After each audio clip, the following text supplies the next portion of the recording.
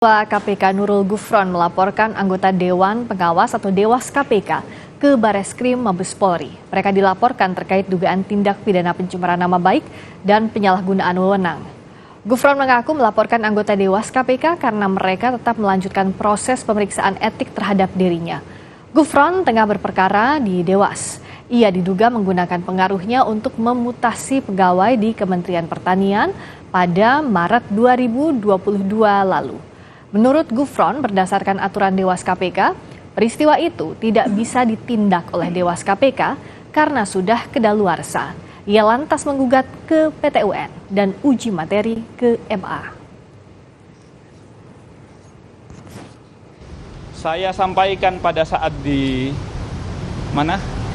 lantai 3 bahwa saya akan melakukan pembelaan diri dengan mekanisme hukum yang memungkinkan saya melakukan pembelaan.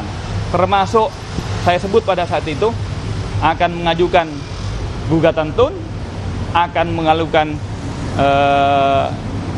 judicial review ke Mahkamah Agung, termasuk kemungkinan untuk mempidana. Jadi pada saat itu sudah saya sampaikan dan sudah saya laporkan pada tanggal 6 Mei 2024. Dewan Pengawas KPK menunda pembacaan putusan etik kepada Wakil Ketua KPK Nurul Gufron dalam kasus dugaan mutasi ASN Kementerian Pertanian.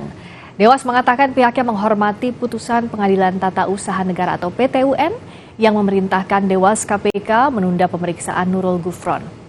Ketua Dewas KPK Tumpak Hatorangan Panggabean menyebut Dewas tetap membuka sidang etik, namun memutuskan untuk menunda pembacaan putusan. Sebelumnya, Nurul Gufron dilaporkan ke Dewas KPK terkait dugaan pelanggaran etik.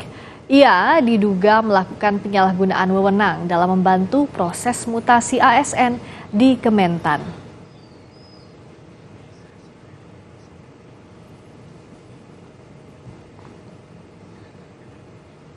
Melalui ekor juga, ya, yang menyatakan bahwa harus dilakukan penundaan.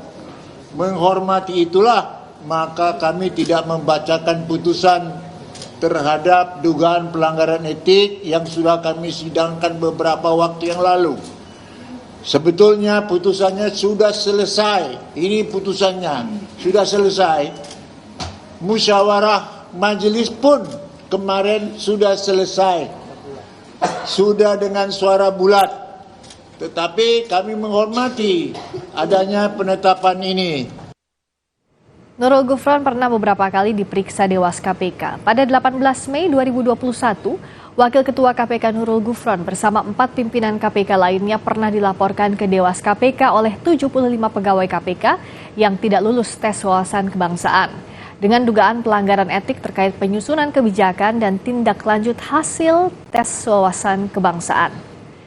Pada 2 Mei 2024, Nurul Gufron disidang etik oleh Dewas KPK terkait dugaan penggunaan wewenang sebagai pimpinan KPK untuk membantu mutasi ASN di Kementerian Pertanian.